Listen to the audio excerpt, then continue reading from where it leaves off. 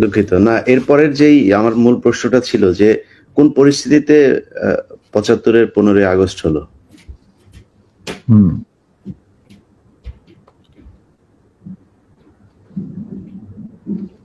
খুবই স্পর্শকাতর প্রশ্ন ইলিয়াস।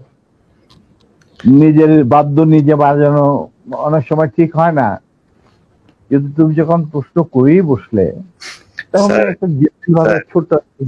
স্যার, এই আমার ইউটিউব চ্যানেলে আমি আজকে প্রায় 5 বছর হলো ভিডিও লাইভ করি, প্যাকেজ দেই। সো ফার আই রিমেম্বার আমার সবচেয়ে বেশি একসাথে ভিউয়ার ছিল সম্ভবত 20 বা 25,000।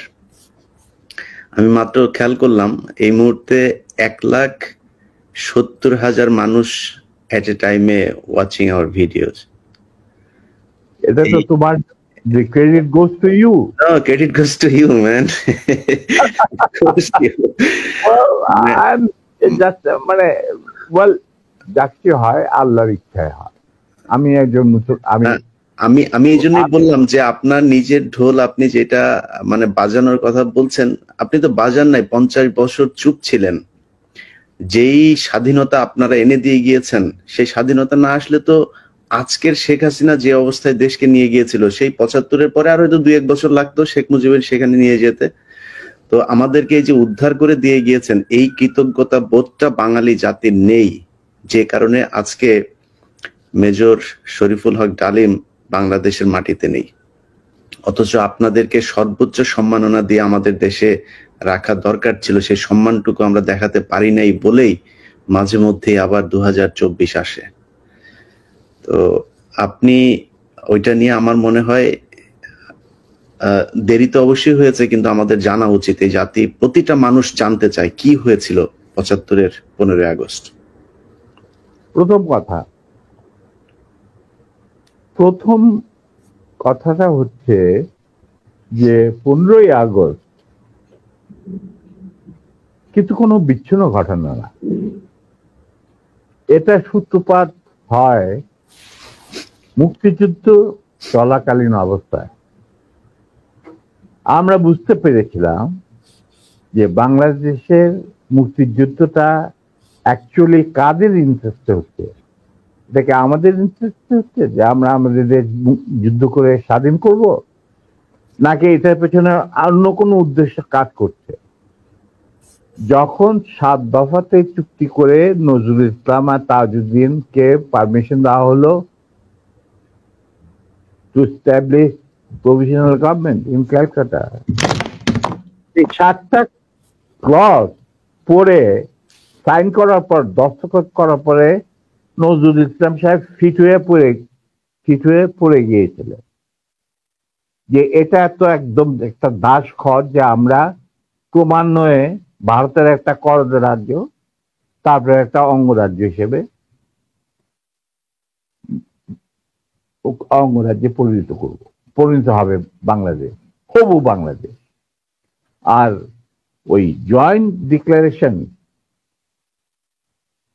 Between Usmani and general Manekshaw joint command establish করার পর কথা ছিল যে general Usmani on behalf of Bangladesh government will invite General Manekshaw to come and be present as an auxiliary force commander, সহায়ক শক্তির commanding chief হিসাবে in the Sunday ceremony, but the instrument will be signed by the Mukti Fauj commander-in-chief, who was General Usmani, Colonel Usmani. কিন্তু সেটা হতে দেওয়া হলো না। 16ই ডিসেম্বরে যে সারেন্ডার সেরেমনি হলো রেস্ট করতে, সেখানে পরিষ্কার বাংলাদেশের জনগণ দেখতে পেল যে পাকিস্তান আর্মি সারেন্ডার করছে ভারতীয় সেনাবাহিনীর কাছে, এবং সেখানে সাইন করছেন আরোরা ভারতীয় বাহিনীর পক্ষে, আর ওদিকে নিয়াজি পাকিস্তানি আর্মির পক্ষে। সেখানে মুক্তিযোদ্ধারা কোথায়? আমরা পরে থাকলাম ঝাড়ুদার হিসাবে ইন্ডিয়ান আর্মির রাস্তা পরিষ্কার করে দেওয়ার কাজে, বনে বাদারে। আমাদের কি কোনো শহরগঞ্জে ঢোকার পারমিশন দিল না মুজিব সরকার, মানে তাজউদ্দিনের সরকার, আওয়ামী লীগ সরকার। সেই অবস্থায় কি প্রমাণিত, এটা এই ঘটনায় কি প্রমাণিত হলো? ইন্ডিয়া প্রমাণ করলো সারা বিশ্বে যে বাংলাদেশ জনগণ নিজেরা যুদ্ধ করে দেশ স্বাধীন করেনি। বাংলাদেশ নামক একটি রাষ্ট্র প্রিমেচুরলি জন্ম দেওয়া হয়েছে as an outcome of Indo-Pakistan war, যেখানে ইন্ডিয়া জিতেছে। এইটা হলো ইতিহাসের শুরু। তারপর মুজিবকে যখন ছাড়া হলো, সে তো কিছুই জানতো না যে দেশ স্বাধীন হয়েছে, কোন মুক্তি ফৌজ বলে কিছু ছিল, হাজার হাজার লোক দেশচ্যুত হয়েছে, প্রাণ হারিয়েছে, কি জানতো।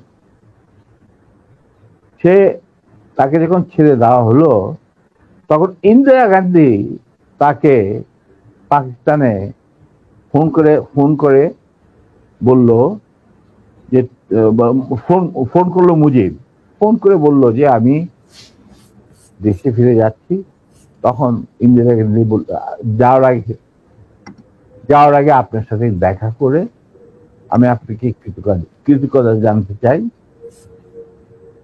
তো তখন ইন্দিরা গান্ধী বলল, কৃতজ্ঞতা জানাবেন, আপনি ফোন না করলে আমি আপনাকে ফোন করতাম, আপনাকে ঢাকায় সরকারে আপনি যাবেন না, আপনি নয়াদিল্লি হয়ে যেতাম। মুজিব সেটাই করলেন, তিনি চলে গেলেন নয়াদিল্লি, লন্ডন হয়ে। সেখানে কি হলো, যেই 7 দফা চুক্তিতে সাইন করার পর প্রবাসী সরকার গঠন করেছিল তাজউদ্দিন আর নজরুল ইসলাম, সেই আওয়ামী লীগ বাংলাদেশে ক্ষমতা গ্রহণ করলো সারেন্ডারের পর। ওই 7 দফা ভিত্তিতে, এবং সেই 7 দফাতে মুজিব স্বাক্ষর দেওয়ার পর ফিরে গিয়ে তিনি ক্ষমতা নিজে হাতে নিয়ে নিলেন। তাজউদ্দিনকে বললো, তাজউদ্দিন তুমি প্রাইম মিনিস্টার থাকবে না, আমি হোম প্রাইম মিনিস্টার। তারপর কি হলো, কোন নির্বাচন নাই, কিছু নাই। ওই 70-এর নির্বাচনের সুবাদে তারা ইন্ডিয়ার 4 স্তম্ভ ডুপ্লিকেট বাংলাদেশে ইম্পোর্ট করে তার উপরে একটা সংগঠন বানানো, হুবহু এক। শুধু তাই না, রবীন্দ্রনাথ ঠাকুর, যাকে নিয়ে আমরা নাচানাচি করি এবং অনেকের মানে ভাসে যায়, আপ্লুত হয়ে যায় আবেগে, এই রবীন্দ্রনাথ ঠাকুর একজন ইন্ডিয়ান নাগরিক এবং ইন্ডিয়ার জাতীয় সঙ্গীতের রচয়িতা।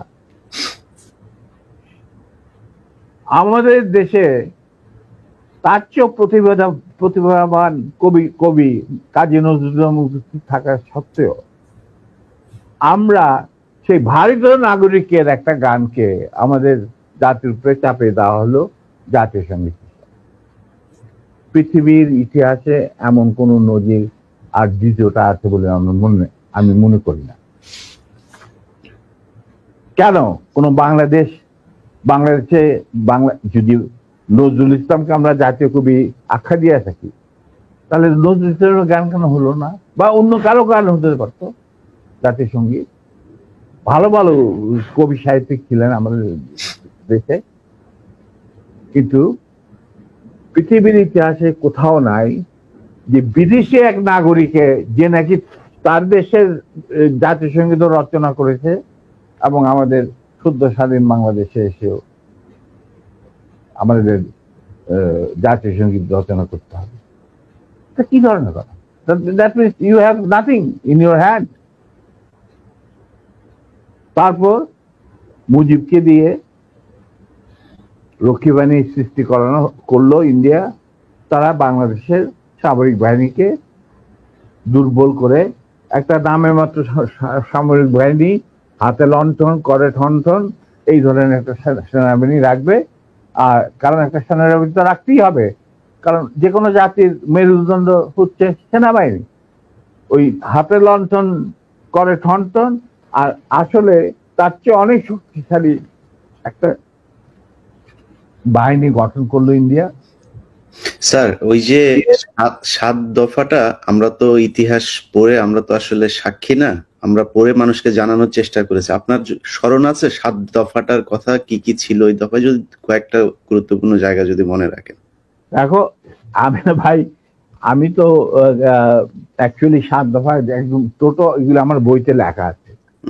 যারা এটা কেন জিজ্ঞেস করলাম স্যার, কারণ হচ্ছে মানে আপনি করতে পারবেন না স্যার, সেনাবাহিনী তো 7 দফা মানলে করতে পারবেন না স্যার। আমার পক্ষে হয়তো এখন রিকালেক্ট করা অফেন ডিফিকাল্ট, কারণ আমার মাথায় অনেক কিছু খেলা করে। দু একটা জিনিস বলছি, যেমন ধরো মুজিব এবং তার সরকারকে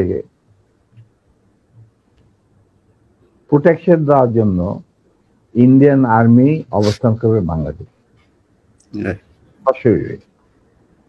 বাংলাদেশের কোনো শক্তিশালী সামরিক বাহিনী গঠিত হবে না। বাংলাদেশের কোনো স্বাধীন বৈদেশিক নীতি থাকবে না। বাংলাদেশের শাসন ব্যবস্থা, আমলাতন্ত্র, শিক্ষা ব্যবস্থা, স্বাস্থ্য ব্যবস্থা, শিল্প ব্যবস্থা, কৃষি ব্যবস্থা সবকিছুই চলবে ভারতীয় বিশেষজ্ঞদের ইচ্ছা মতো। তারা মুজিব বিরোধী কোনো মানুষকে বাঁচিয়ে রাখা হবে না। তার জন্য যত লোক মারা দরকার মারা হবে, যত লোককে লুলা ল্যাংড়া করা হবে, চক্ষু তুলে নেওয়া হবে, মেয়েদের ইজ্জত লুণ্ঠন করা হবে, কোনো সমস্যা নাই। এইভাবে প্রতিপক্ষের উপর ঝাঁপিয়ে পড়ায় 40,000-এরও বেশি লোক মারা গেছে, সেটা সবাই জানে, প্রত্যেক আসছে। তারপর তোমার আমরা একটা করদ রাজ্যে পরিণত হয়ে গেলাম। কিন্তু সমস্যা দেখা দিল যে বাংলাদেশের মাটিতে যদি যে ইন্ডিয়ান সোলজাররা অবস্থান নেয়, তাহলে বিদেশ থেকে কোনো দেশেই বাংলাদেশকে স্বীকৃতি দিতে রাজি না। কারণ পাকিস্তান ইতিমধ্যে সিকিউরিটি কাউন্সিল থেকে একটা আইন পাস করে নিল যে বাংলাদেশে কে নিয়ন্ত্রণ করতে ভারত, তাদের সেনাবাহিনীর মাধ্যমে, মুজিব সরকারের মাধ্যমে। অতএব এটা একটা ডিসপিউটেড টেরিটরি, এটা একটা স্বাধীন দেশ নয়। তাই আপনারা স্বাধীন কিভাবে রিকগনাইজ করবেন মুজিবের সরকারকে? এরপর এই অবস্থায় ইন্দিরা গান্ধী পড়ল মুসিবত, তো আজ মুজিব সরকার। তখন ইন্ডিয়ান সরকার ডিসাইড করলো যে ঠিক আছে, আমাদের সোলজার আমরা ফেরত নিয়ে আসবো, তার পরিবর্তে আমরা জাতীয় রক্ষী বাহিনী বানিয়ে, তাই করা হলো। তো যে কাজটা ইন্ডিয়ান আর্মি করছিল সেটা পরে জাতীয় রক্ষী বাহিনী করলো। আর কি ধরনের অত্যাচার, অবিচার, কি ধরনের মানে হত্যাযজ্ঞ, গুম খুন এবং অনাচার অবিচার মুজিব সরকার করছিল, সেটা খতিয়ান তো তুমি আমার কি ভালো জানবে। অনেকে এই বিষয়ে লিখেছেন, সাহসী যারা তারা লিখেছেন, আমিও কিছুটা লিখেছি। সেখানেই শেষ হলো না। তারপর দেখা গেল যে সেই সুতিগার থেকে মুজিব কায়েম করলেন একদলীয় এক ন্যায়তত্ত্ব, স্বৈরাচার শাসন, বাকশাল, এবং নিজেকে তিনি আজীবন রাষ্ট্রপতি হিসেবে ঘোষণা দেবেন সিদ্ধান্ত না হলো। এই বাকশালের মেম্বার সবাই সেই বাকশাল করার পর মুজিবের শক্তি বেড়ে গেল, তার নিষ্ঠুরতা এমন অসহনীয় পর্যায়ে চলে গেল। ইলিয়াস লুটপাট, মার ধর, চোরাচালান, নকল টাকা ছাপানো ভারত থেকে, এই সমস্ত মানে একটা আমাদের মনে অস্তিত্বই এমন অবস্থায় গিয়ে থাকলো যে মানুষ একদিন মুজিবের জন্য দোয়া করেছিল যে আল্লাহ এই মুজিব আমাদের চোখের মনি, আমাদের বাঁচাবে, দেশকে স্বাধীন করবে, বাঙালিদের ন্যায্য অধিকার আদায় করবে। সেই মুজিবের জন্য লোকজন আল্লাহর কাছে দোয়া চাচ্ছিল যে আল্লাহ আমাদের আজাদ দাও, নমরুদের হাত থেকে আজাদ দাও, আমরা তো শেষ মরে যাচ্ছি, সব কোথাও কোনো কেউ নেই প্রতিবাদ করা। এটা তো আমরা যারা সেনাবাহিনীতে তখন ছিলাম, যারা দেশপ্রেমী যোদ্ধা, তারা ঠিক মেনে নিতে পারেনি। যেভাবে তারা মেনে নিতে পারেনি পাকিস্তানের জান্তাদের অবিচার এবং দুরাচার। এরই পরিপ্রেক্ষিতে তাদের নেতৃত্বে সংগঠিত হয় একটা সেনা বিপ্লব। অনেকে বলে মুজিবকে মারা হলো কেন? মুজিব তো মারা যায় নাই, মুজিব নিহত হয়েছে একটা সেনা অভ্যুত্থানে ঘটাকালে। সেনা অভ্যুত্থান তো আর খালে যাতে মার্বেল খেলে না, ওখানে দুই পক্ষ থেকেই গোলাগুলি হয় এবং হতাহত হয় দুই পক্ষে। যেমন মুজিবের পক্ষের কিছু লোক মারা গেল, সেভাবে বিপ্লবীদের, সেনা অভ্যুত্থানকারী বিপ্লবীদের তরফ থেকে কিছু লোক প্রাণ হারায়। এটাই বাস্তবতা। কিন্তু তারা বিজয়ী হয়ে গেল, বিপ্লবীরা বিজয়ী হলো, তারা ক্ষমতা তাদের নিজে হাতে নিয়ে নিল। স্বতঃস্ফূর্ত ভাবে ইলিয়াস, ঘোষণাটা অবশ্য আমি দিয়েছিলাম, স্বতঃস্ফূর্ত ভাবে মুজিবের সেই মৃত্যুর খবর জানার পর আর বাকশালের পতনের খবর জানার পর লাখো লাখো লোক, মানে দেশের রাস্তা ঘাট, গঞ্জ, শহর, বন্দর, নগর, গ্রাম, সবাই আনন্দ মিছিল বের করলো। আমরা তো এই সমস্ত লোকজনকে ডেকে নিয়ে আসিনি, স্বতঃস্ফূর্ত ভাবে লোকজন। আর যে সমস্ত রাজনৈতিক নেতা বা দলগুলো আন্ডারগ্রাউন্ড ছিল, তারাও জনসমর্থন নিয়ে রাস্তায় চলে আসে। এইভাবেই জনস্বীকৃতি পেয়েছিল 15 আগস্টে 32 সামরিক অভ্যুত্থান। এবং পরবর্তীতে খালেদ মোশাররফের প্রতিক্রিয়াশীল কুচক্রীদের কুদাতার বিরুদ্ধে ঘটা 7 নভেম্বর সিপাহী জনতার বিপ্লব। এগুলো সব একই সূত্রে গাথা।